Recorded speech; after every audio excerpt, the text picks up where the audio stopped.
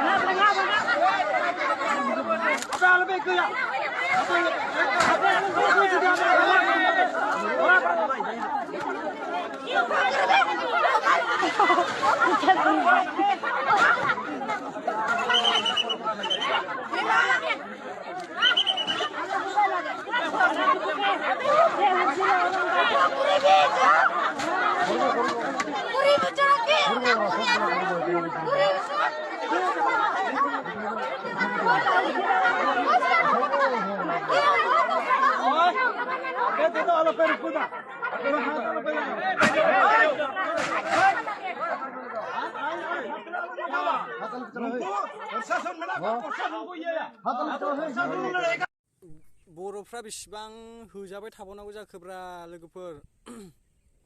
मा जेराव थायो नासयजानाय, जेराव थायो बेयावनो नासयजानायल' आरोना लोगोफोर। खालि गुबुन हारिफ्रानो बांसिन नाख्रेबथारो आरोना लोगोफोर बर' हारिफ्राखौहाय।